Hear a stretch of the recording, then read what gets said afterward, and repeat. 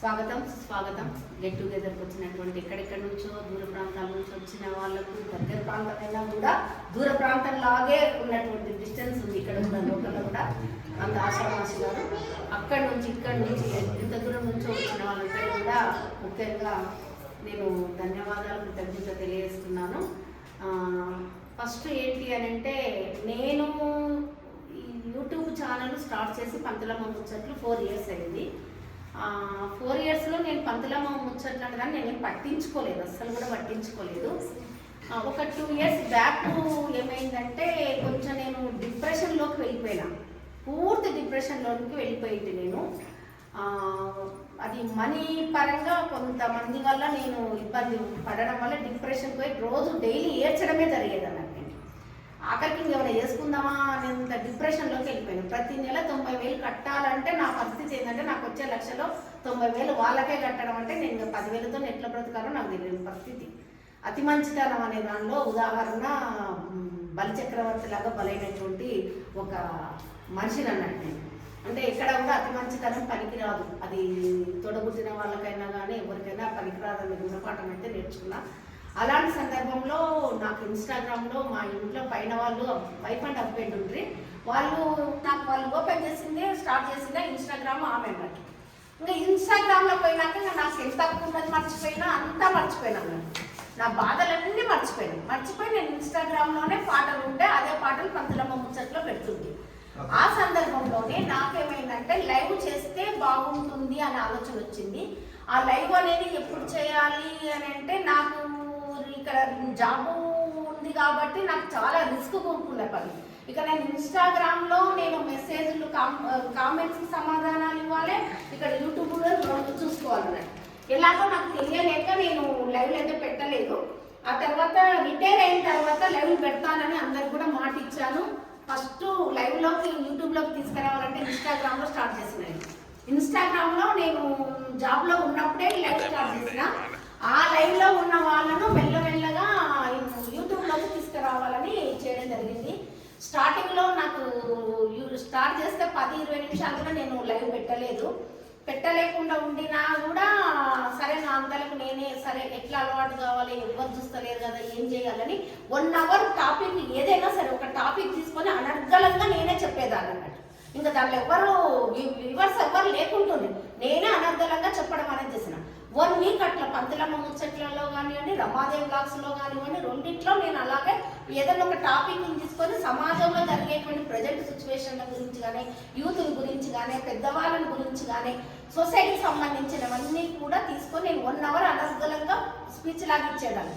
సరే అనుకోకుండా నాకు కొంచెం లైవ్లోకి కుశల కుమార్ అంటే నా స్టూడెంట్, ఆ పిల్ల తను వేరే పేరులాగా ఇన్స్టాగ్రామ్లో ఐషు లాగా వచ్చిందని అట్లా నేను కొంచెం బాధపడేది చూసి బహుశా నేను కొంచెం మంచిగా నవ్వులోకి తీసుకురావాలనుకుందో ఏమో, చాలా దబాయించి మాట్లాడేది. తను ఎవరో కూడా చెప్పకుండా నువ్వు లైవ్కి రావట్లయితే ఇన్స్టాగ్రామ్లో నేను ఇద్దరు లైవ్ ఉంటాయి, నువ్వు లైవ్కి రావట్లయితే సరే నేనే వస్తాను, నేను కిడ్నాప్ చేస్తా అని, నువ్వు వస్తావా రావా లైవ్కు, నేను ఇంటికి వచ్చి గుంజుకోవాలని లైవ్ లాగే అట్లా మాట్లాడేది. ఎందుకు నువ్వు లైవ్ గురించి అంత రఫ్గా మాట్లాడితే పిల్లనికి మేనర్స్ లేదు ఏం లేదని నేను అన్నాక తర్వాత అబద్ధాలే చెప్పింది. నేను మా సార్ విలేకరి, మా డాడీ కూడా విలేకరి, మీ సారు మా డాడీ ఇద్దరు ఫ్రెండ్స్, నేను నాగరికర్మలో ఉంటాను చెప్పింది. నేను అదే ఊహలో ఉన్నా.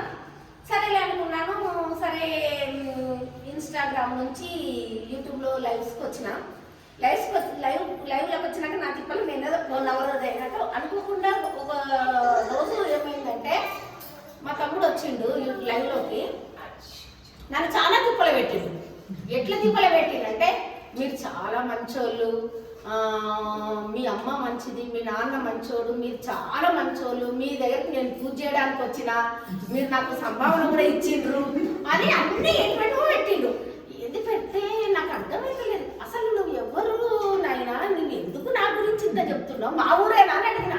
అంటే మా ఊరు అంటే లేదు, మీరు మాకు బాగా తెలుసు, మీ నాన్న చాలా అందరికీ అది మంచిగా చూసుకునేవాడు అన్నీ అంటే మా ఫ్యామిలీ గురించి చెప్పినట్టు చెప్పాడు.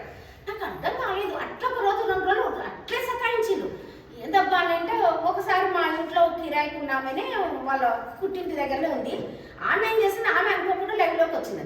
వచ్చి తన గురించి యూట్యూబ్లోకి వెళ్ళి వెంటనే తన సెర్చ్ చేసి నాకు వాట్సాప్లోకి పంపిన తర్వాత నేనేం చేసినంటే దానిలోనే లైవ్లోనే ఉన్నది. అంటే నువ్వు వాట్సాప్ చూడు, నేను ఒక విషయం పంపించిన అన్నది. ఏందని నేను లైవ్లో ఉండే చూసిన.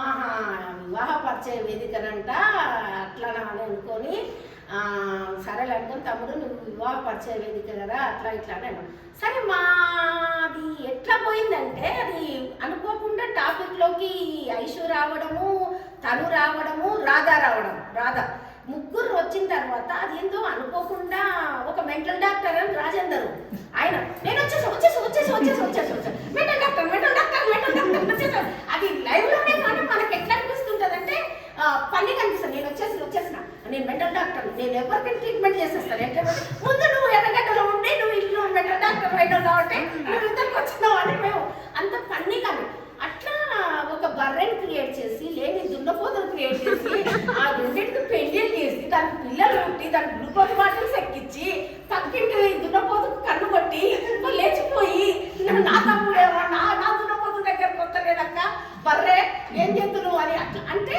లేని వాటిని ఇమాజినేషన్ చేసుకొని మేము హిట్ అయిందంతా ఈ బర్రె దున్నపోతు దాంట్లో వల్లనే దగ్గర 82,000 మంది చూస్తుండే ఒక రోజు అయితే. 82,000 మంది. ఇంకా ఒక హాఫ్ అన్ అవర్ నుంచి అంటే 100K అవుతుండే మన లైవ్ అన్నట్టు. అట్లా అంత రీచ్ అయిపోయింది మాది అన్నట్టు. అట్లా అప్పుడు 82,000, 66,000, 55,000 అట్లా బాగా చూసిండు అన్నట్టు. ఆ విధంగా పరిచయమైన వాళ్ళే మీరంతా కూడా నాకు ఒక్కొక్కరు ఒక్కొక్క టైంలో పరిచయమైన మీరందరూ కూడా అజ్మీర్ వాలా అని పెట్టుకోండి. పేరు పెట్టుకుంటే ఆ పేరేదో నాకైతే తెలియదు. ఆ సింబల్ చూస్తే అజ్మీర్ వాలా అంతే అన్నట్టు. బాలాజీ ఇన్స్టాగ్రామ్లో కూడా వచ్చేసినట్టు బాలాజీ అన్నట్టు. ఇంకా ఆయన నీరజ్ అయితే ఏమంటాడంటే, నీరజ్ కూడా అనుకోకుండా పరిచయం అయ్యిండు. నాకు తెలుగు టీచర్గా కావాలనుకుంటున్నా, నాకు తెలుగు అంటే ఇంట్రెస్ట్ ఉంటుంది, నేను బీహార్ నుంచి వచ్చిన, ఇక్కడ లోకల్ నాన్ లోకల్ అనేది ఏమైనా ఉంటుందా ఏంది, నా చిన్నతనం నుంచి వచ్చిన ఎట్లా అని తను గురించి అన్నట్టు. ఇక్కడ ఇంకా ప్రవీణ్ ఓ రోజు ఏం చేసిందంటే లైవ్లో ఉంటే ఇంకా అమీర్పేటలో ఉంటే వస్తున్నా 10 నిమిషాలు ఇట్లా వస్తున్నా అన్నాడు. అంటే అన్న తర్వాత లైవ్ అయిపోయినా కూడా తమ్ముడు వస్తలేరు. ఏమైంది ఎక్కడ అంటే లేదు పర్మిషన్ ఇవ్వలేదు సార్ మా సార్ అని అన్నాడు. అట్లా ప్రవీణ్ కర్నూలు అయినా కూడా ఇక్కడ హైదరాబాద్లో ఉండి తను కోచింగ్ చేసి మళ్ళీ ఇప్పుడు మన లైవ్లోకి వచ్చిన తర్వాతనే తను కూడా ఏది బెంగళూరులో షిఫ్ట్ అయిపోయాడు, విప్రోలో పనిచేస్తున్నాడు. ఇంకా శైలజ గురించి నేను చెప్పాలంటే అనుకోకుండా అన్ఎక్స్పెక్టెడ్గా ఒకరోజు తను కూడా లైవ్లోకి వచ్చింది. తను కూడా ఎందుకు వచ్చిందంటే నేను నా నేటివ్ ప్లేస్ కొల్లాపూరు అని చెప్తుంటే విని ఇంకా కొల్లాపూర్ అంటే మా సైడే కదా అని చెప్పి తను వచ్చింది అన్నట్టు. అట్లా శైలజ కూడా పరిచయం అయిపోయింది. ఇంకా దగ్గర సంబంధం లాగా అంటే నాకు ఫస్ట్ టైం నేను ఏ పచ్చడి తినగానే ఏంటి చేపల పచ్చడి తినిపించింది. తనకే ఆ క్రెడిట్ అంతా కూడా అన్నట్టు. ఎందుకు ఈమెలో ఇంత కళ ఉంది కదా, ఇంత ఉన్నప్పుడు ఎందుకు అనవసరంగా ఉట్టిగా గురిగినగానే ఉండిపోవాలి అనే ఉద్దేశంతో తన పచ్చడి గురించి అయితే నేను చాలా మ్యాక్సిమం అందరికి చెప్పాను. లైవ్లో కూడా అడ్వర్టైజ్ కంటే మించి చెప్పాను. నా రిలేటివ్స్ కూడా అందరు కూడా చెప్పాను పచ్చళ్ళు బాగున్నాయి శైలుది, నేను ఎప్పుడు తినలేదు ఫిష్ పచ్చడి, కానీ తను పంపించింది తిన్నా, చాలా చాలా బాగుందని చెప్పిన. దాని ప్రకారంగానే ఆమెకు ఎందుకు థాట్ వచ్చిందో నేను చెప్పినందుకో మళ్ళీ ఏందో కానీ తనలో ఉన్న కళకు నిజంగా వాళ్ళ అత్తగారు కూడా చాలా సపోర్ట్ ఇస్తున్నారు ఆ పచ్చళ్ళు చేయడానికి. నిజంగా చెప్తున్నారు. ఇప్పుడు తనకు ఒక్కదాన్నే కాదు, మామూలుగా ఒక మామిడికాయ పచ్చడి చేయాలంటేనే మనం పొర్లుదండాలు పెడతాం. ఒక్కరోజు చేయాలంటేనే ఒక 3 కిలోలు 4 కిలోలు 5 కిలోలు. కానీ ఇప్పుడు తనకు చాలా కేజీల కొద్దీ ఆఫర్ వస్తుంది పచ్చళ్ళు. అది కూడా ఒక రకం పచ్చడి కాదు, 5-6 రకాల పచ్చళ్ళు, 7-8 రకాల పచ్చళ్ళు తయారు చేస్తుందంటే నేను అన్నాను నువ్వు ఒక్కదానివి ఎట్లా చేస్తున్నావు అంటే నాకు మా అత్తగారు చాలా సహకరిస్తారు అని చెప్పింది. అదే జెంట్స్ గురించి చెప్పకూడదు కదా, అంటే సరే అంటే ఆ విధంగా శైలి కూడా పరిచయం కావడం జరిగింది. సరే తన వేలో తను ఒకటి తనకు ఒక స్టాండింగ్ ఏంటి అంటే నేను కూడా చేయగలను అనేటువంటి ఒక నమ్మకం ఆమెకు నా లైవ్ ద్వారా లభించి తను ముందుకు వెళ్తుందంటే నాకు నిజంగా పూర్తిగా సంతోషమే. అంతేకాకుండా ఈ మధ్యన ఒక వరదలాగా వచ్చింది, ఒక ప్రవాహం వచ్చింది. ఆ ప్రవాహం కూడా మేము తట్టుకోలేకపోతున్నాము. పొద్దున్న లేస్తే ఒకటే ప్రవాహం అన్నట్టు. అదే కవితా ప్రవాహం అనేది కూడా ఉన్న సంగతి రీసెంట్గా మాకు ఇప్పుడే తెలిసింది, ఈ మధ్యనే తెలిసింది. వాళ్ళ ఆయనకు వినిపిస్తే ఇట్లా నో తెలిసిందంట ఏంటని. ఈమెలో ఇంతకన్నా ఉందా, నాకైతే ఇంతవరకు నిలవలేదు కదా అంటే చూడ పిల్లలు పుట్టి ఇంత ఏజ్ వచ్చినా కూడా వాళ్ళ ఆయనకు ఆమెలో ఉన్న కళ తెలియలేదు. అంటే ఎన్నో రోజులు బయటకు రాలే కదమ్మా. అదే అనేది మీ ఇంట్లో వాళ్ళకి తెలియని కళను బయటికి రప్పించిన ఘనత ఈ రమాదేవి పందలమ్మకే ఉంది. ఈ పందలమ్మకి ఉంది. ఇంకా ఏమేమి కళలు ఉండవో బయటికి రానివ్వండి. ఎందుకంటే ఇక్కడ గుండెలో దాచుకుంటే అలాగే ఉండిపోతాయి, మనసులో దాచుకునే మనసులోనే ఉండిపోతాయి. కానీ బయటికి మనం వెళ్ళగలిగితేనే మనం ఏంటి, మనం చేయగలిగితేనే మనం ఏంటి అనేది అందరికి కూడా తెలియగలుగుతారు.